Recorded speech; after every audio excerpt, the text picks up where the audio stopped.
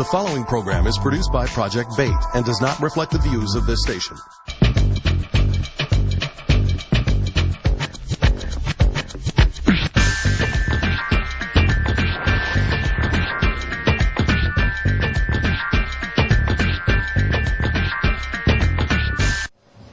I'm Mark Wells, and this is another Wells Report For My People.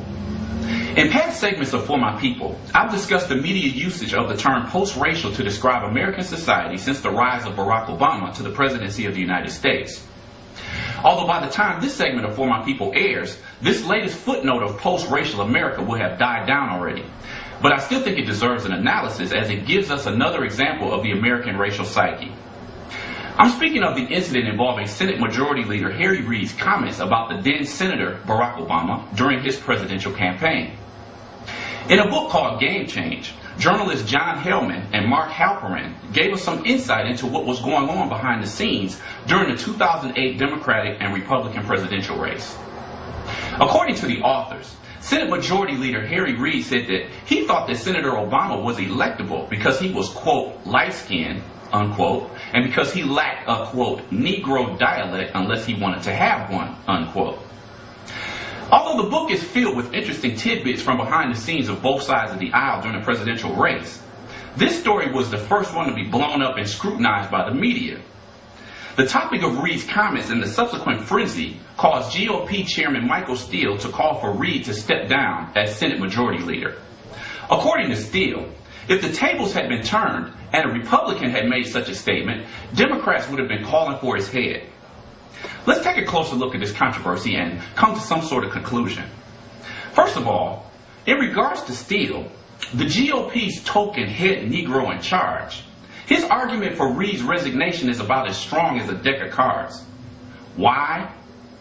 One of the main reasons that folks on the right are calling for Reid's head is because of the outrage that led to the resignation of Senator Trent Lott back in 2002. Back then, Lott made a statement that if America had elected the Dixiecrat Strom Thurmond to the presidency back in 1948, we, quote, wouldn't have had all of these problems over the years, unquote. Lott's comments were viewed as racially insensitive because at the time, Thurmond ran on a segregationist platform.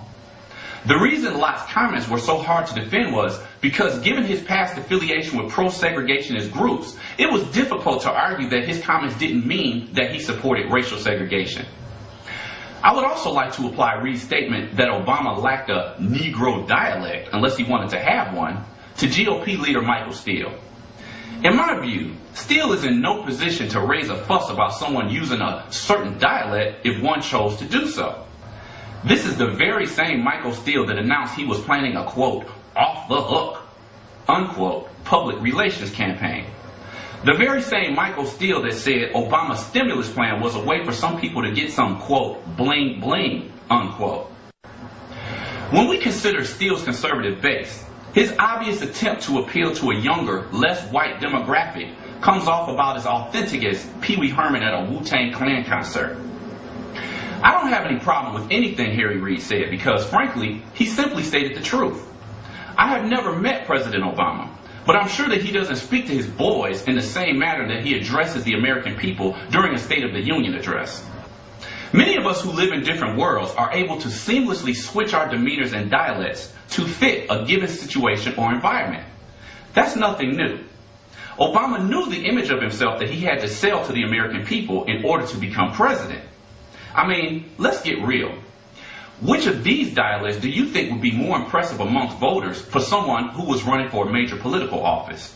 First got involved, and I got involved not as his lawyer, but for example, if you're an actor, high anger is one of the easier things to convey. You frown. Where you from? Southside Jamaica, you know what I'm saying? A lot of kids over there was doing their thing, selling them things on the corner, you know what I'm saying? Yo, son, what's up, man? Man, hold something. Let me start tapping niggas pocket like that. For black political candidates, image is especially important considering the stereotypes and images of blacks that certain segments of our society continue to hold on to. Disgraced former Illinois governor, Rod Blagojevich, proved this a few weeks ago when he said that he was in fact blacker than Obama.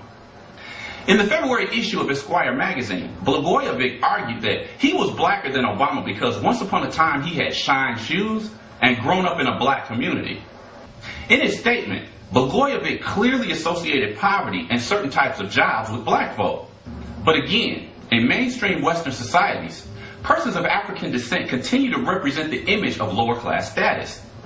This was proven in an episode of the Tyra Banks Show, where a group of viewers were asked to describe the status of two women, one black, one white, walking down the street with their 3 children. Although both women and all of the children were dressed well, the white viewer still described the black woman as the one most likely living on welfare.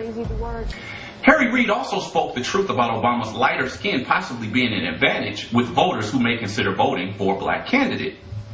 Several studies have shown that not only is there a difference between how whites and blacks are perceived in society, there's also a difference between how lighter skinned and darker skinned blacks are perceived.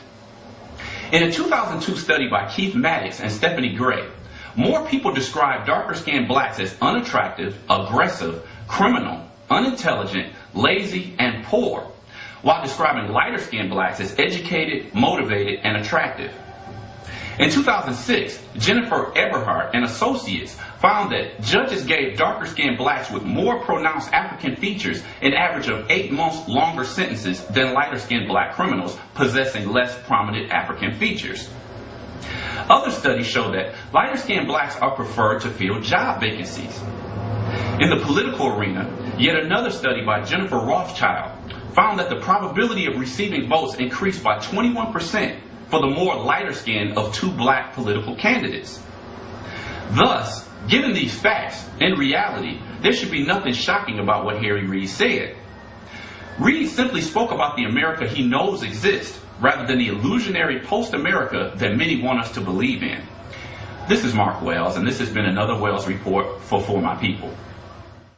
Funding for closed captioning is provided by the Rice Bowl, Fresh Asian Cooking, located in the Millender Center in downtown Detroit, on West Grand Boulevard in the New Center area, and in the College Park Shopping Center, located on Southfield Road at Outer Drive.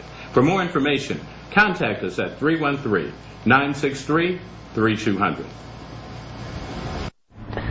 If you have a business in Metro Detroit, you should be in the Detroit Black Pages. For info, call 961-3289. That's 961-3289. Hi, this is Ron Scott, and each week we have an opportunity to discuss a number of subjects right here on For My People, which is a production of Project BAIT, Black Awareness and Television. We've had an opportunity to reach various publics, various people around the community. And most importantly, I talk to you from time to time. You see us out and about and say what you like about the program.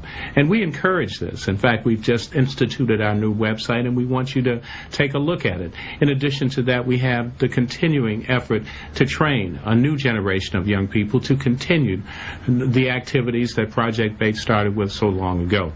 I'm glad to be in your sight and talking to you each morning and afternoon or whenever you see this program, when you watch Project BAIT and For My People in particular. Economics, politics, and consciousness. That's what we bring to you, and that's what we want to continue to do, because it's your program. It's about you. And we thank you for continuing to watch, and I'm Ron Scott, and I've enjoyed it and hope to continue to bring you insightful information. On Street Beat, we put a focus on the community. We simply set it out. We go back to the days of some of the earliest talk shows. I mean, we cover the issues that matter here in Michigan. You're going to hear on Street Beat things you won't hear on other shows. We provide critical analysis. It's a made-in-Michigan product. We try to get voices that you wouldn't see other places. I'm Carol Kane. I grew up on the east side of Detroit. I'm David Rambo, executive producer of For My People. I'm Stephen Henderson, host of American Black Journal. We're all made in Michigan.